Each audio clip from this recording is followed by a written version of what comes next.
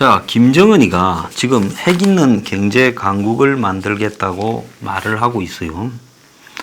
자, 지난해 싱가포르 미북 회담 직후에 펴낸 김정은 찬양 도서에 북한이 펴낸 영구적인 핵 보유와 이를 토대로 한 경제 성장이 핵 경제 병진 정책의 궁극적인 목표다. 즉 북한이 핵을 포기하지 않겠다고 싱가포르 회담 직후에 바로 책으로 이야기를 했어요. 그래서 북한이 한국에 또 미국에 이 연쇄 회담에서 약속을 했던 한반도에 비핵화라는 말이 말짱 거짓말이었다는 겁니다. 북한의 입장을 대표한 조총련이 산하단체에서 만드는 책에 내용에 이게 들어가 있다는 겁니다. 이 책은 핵과 ICBM을 김정은의 업적으로 내세우면서 영구적인 핵 보유를 언급하고 있고 30페이지 가까운 분량을 핵무기 개발의 의미를 찬양하는 데 할애했다는 겁니다. 자, 그래서 그 책의 핵심 내용을 보면 공화국의 즉 북한의 핵 보유 영구화가 그리고 핵 경제 병진이 안고 있는 중대한 의미를 알아야 된다.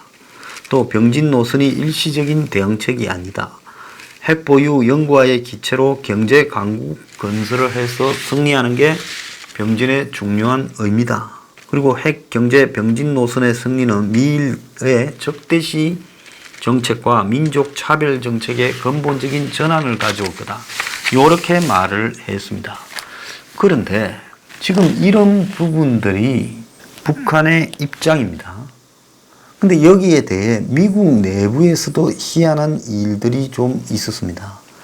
미국의 진보 좌파 민간 단체들이 트럼프 행정부 들어 거액을 들여서 대북 정책 로비를 했어요. 그런데 이 좌파 단체들의 거액의 대북 정책 로비라는 것은 북한을 압박하지 마라. 이런 거 아니겠습니까? 협상으로 해결하라. 근데 조지 소로스가 설립한 재단의 한 자매 단체는 수백만 달러의 로비 자금을 사용했습니다. 이 수백만 달러의 로비 자금이라는 것이 출처가 그럼 조지 소로스가 냈겠어요? 아니지요. 저는 한국 쪽에 이 친북적인 행태의 운동을 하는 사람들이 이 돈을 냈을 가능성이 매우 크다고 보고 있습니다. 그간 미국 내부에다가 지금 북한에 대한 문재인 정권의 정책을 이렇게 설득시키는데 엄청난 로비를 해왔다라는 한간의 소문이 자자하고 미국의 싱크탱크 등에다가 일종의 로비 자금들이 뿌려졌다. 이런 이야기도 있었습니다. 자, 그런데 트럼프 행정부가 출범한 2017년부터 대북 정책 로비에 나선 미 정책 옹호 단체는 총 4곳인데 모두 진보 성향. 미국에서는 진보라고 하고 한국에서는 좌파 성향이다. 이렇게 봐야 되죠. 워싱턴 소재인 내셔널 세큐리티 액션, 또 프렌드즈 커미티 온 내셔널 레지슬레이션, 또 뉴욕 소재 오픈 소사이티 팔리시 센터 이런 데와 카운실 포 리버블 월드 이런 단체들이 지금 이런 역할들을 해오고 있다는 거예요. 과거에는 북한 문제에 대한 로비가 북한에 대한 제재와 인권에 대해서 개선을 하기 위해 미국의 이런 NGO들이 로비를 했는데 이제는 이게 완전히 달라졌다는 겁니다. 미국의 소리가 지금 올 6월까지 미국에서 행해진 로비 내용을 분석한 결과 이들 단체의 로비는 대북 군사 공격에 반대하고 외교적 해결을 촉구하는 활동이었다는 거예요. 자, 이거를 그러면 누가 제일 이렇게 이걸 밀어붙였겠습니까? 북한이 지금 미국에 가서 돈 뿌려서 로비할 능력이 됩니까? 그러면 이 돈을 써가면서 이런 단체들을 움직이는 역할은 한국에서 했을 거라는 거죠. 자, 2017년부터 이랬다는데 2017년이 트럼프가 들었었지만은 문재인도 들었었어요. 자, 미국, 북한 긴장이 고조되던 2017년 말 2018년 초에 상하원에는 의회 승인 없이 대통령이 대북 선제 타격을 하지 못하도록 하는 법안이 4건이나 상정됐는데 발의 전후로 이 단체들이 로비를 했던 걸로 지금 나오고 있습니다. 이들 단체가 적극 나서서 북한에 관련된 법안과 결의안을 발의하고 있는데, 자, 그런 사람들의 이름이 민주당의 크리스 머피 상원의원, 에드워드 마키 상원의원, 하원에서는 로 칸나와 테드 리우 의원 등이라는 거예요. 자, 이들은 북한 관련 안건뿐만 아니라 이들 단체가 로비에 나서고 있는 법안과 결의안도 여러 건 상정을 했다는 겁니다. 그런데 대북 선제 타격 제한 로비에 그에게 자금을 투자한 단체는 헤지펀드의 대부로 불리우는 조지 소로스가 출연한 오픈 소사이어티 재단의 자매 기관인 오픈 소사이어티 폴리시 센터. 자, 조지 소로스라고 하면 민주당의 큰손, 그에게 돈을 투입해서 미 대통령 선거에 민주당 쪽의 슈퍼팩, 즉 돈을 투입해서 특정 후보를 지원해주는 거물 후원자입니다. 자, 오픈 소사이어티 폴리시 센터가 의회에 정부 예산 사용을 제한해서 대통령이 의회 승낙 없이 대북 군사 행동을 하지 못하게 하는 로비를 상하원, 국방부, 국무부 등을 상대로 2017년 7월부터예요. 2018년 9월까지 꾸준히 했다는 거예요. 자, 2017년 7월이면 어떤 겁니까? 문재인 정부가 들어서고 난 직후입니다. 자, 물론 조지 소로스의 재단에 자매 재단이 냈다고 하지만은 이 배경에 어떤 의미가 있다고 보십니까? 한국에서 누군가가 이 재단에다가 돈을 내면서 그 재단의 성격에 맞는 미국의 진보 좌파들을 움직여서 트럼프가 전쟁을 하지 못하도록 하자. 돈은 우리가 댈게. 너희들이 이 돈을 가지고 이 재단이 미국의 단체들을 움직여서 국회의원들을 로비해라. 그럴싸하지 않습니까? 자, 그래서 오픈 소사이티 폴리시 센터가 분기별로 로비한 자금이 적게는 100만 불, 많게는 700만 불. 1년간 지출액이 2천만 달러가 넘었다는 거예요. 그러니까 현 수준으로 환산하면 1년에 240억을 뿌리면서 이런 로비를 하는 단체겠다는 거예요. 자, 그 외에도 1943년에 케이크 교도 단체들이 조직한 평화옹호단체 FCNL도 2017년, 2018년에 500만 달러를 로비 자금으로 이렇게 지출했는데 대북 선제 타격 금지 법안이 큰 부분이었다는 겁니다. 특히 올 들어서 지난 6월 달까지 200만 달러의 자금을 들어서 40건에 관해 로비를 했는데 좀 이해가 안 갔던 게 제가 뉴스 브리핑에서도 이야기를 했는데 한국전쟁 종전선언 촉구 하원 결의안이라는 것이 있었죠. 어떻게 누가 이런 거를 미국 의회에서 하느냐. 그런데 그 배경에 보니까 이런 단체들이 있었어요.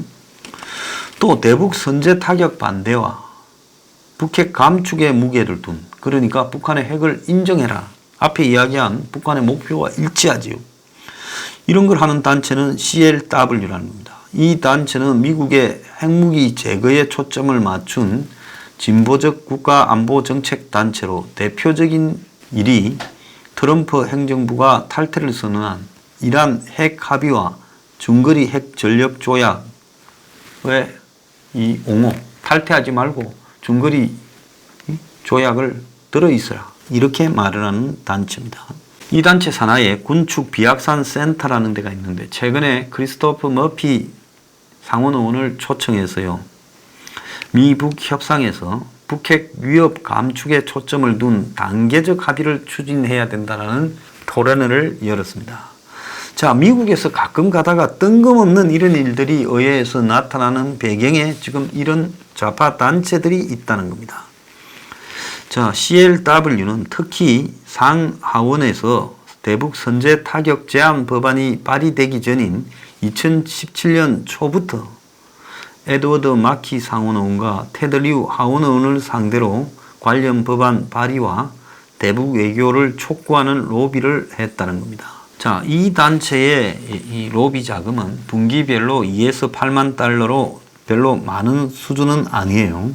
자, 그리고 오바마 행정부에 활동했던 관리들이 조직한 NSA는 지난해 7월부터 올 6월까지 17만 달러를 들여 북한 이란 예멘에 대한 안보 외교 정책 로비에 나섰다고 합니다.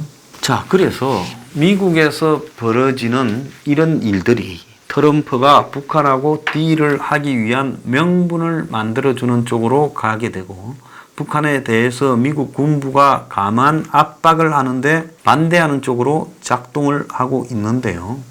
이 배경에 누군가가 이들 단체에 이런 일을 하도록 돈을 뿌리고 다니는 사람이 있다. 한국에서 혹시 이런 돈들이 들어간 배경이 아닌가? 이거요, 반드시 한번 규명돼야 돼요. 제가 그냥 하는 게 아니라 미국의 보수 싱크탱크들 중에서 이런 이야기들이 숱하게 들려오고 있다는 겁니다.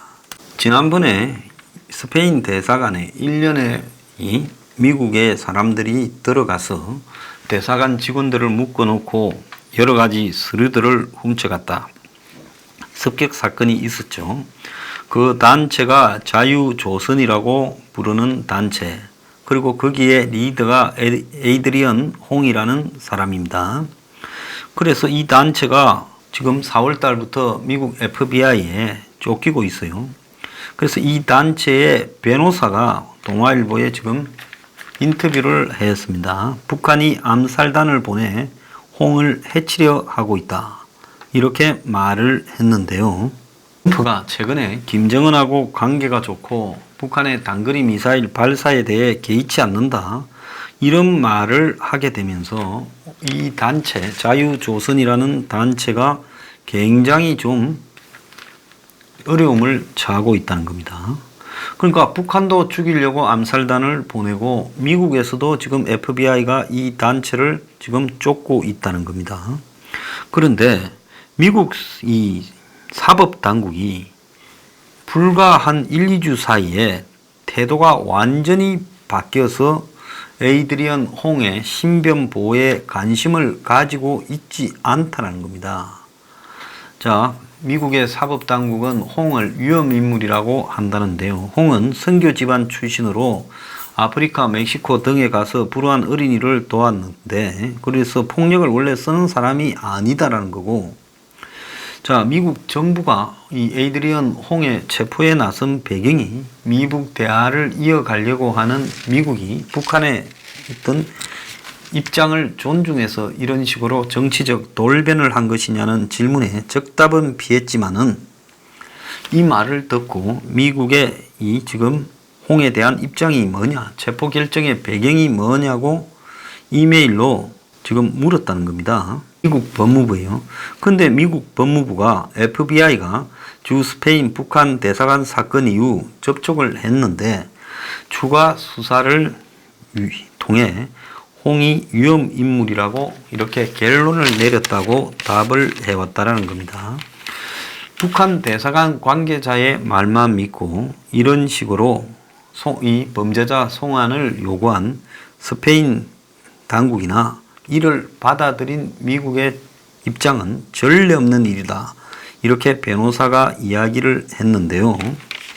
자, 북한의 암살단이 홍을 노리고 있다, 이렇게까지도 이야기를 했습니다.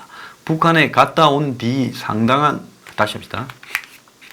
스페인 습격 사건 직후에는 상당 기간 홍과 FBI가 협력 관계였는데, 그래서 보호 역할도 했고 FBI에 정보도 제공했는데, 홍이 북한 관리들과 비공식 연락이 가능한 독특한 위치에 있었고, 그래서 미 당국과 자유조선이 서로 습격 사건 이전부터 협력하는 부분이었는데, 지금 이들이 김한소를 지금 극비에 보호를 하고 있다 하는 이야기도 지금 나오죠. 자, 그런데도 불구하고 이들이 지금 미국 당국이 태도를 급변해서 자, 에이드리언 홍을 체포하고 또 넘겨주려고 하고 있는 이유가 지금 매우 불만스럽다. 그래서 한국의 지지가 필요하다라고 이야기를 했습니다. 그래서 북한이 지금 에이드리언 홍 등을 갖다가 체포해서 이 북한에 대한 저항 행위를 막으려고 하고 있는 부분이에요. 북한에 대해서 대항해 싸우던 미국 내부의 조직들이 이런 식으로 되는 게 문제가 있고요.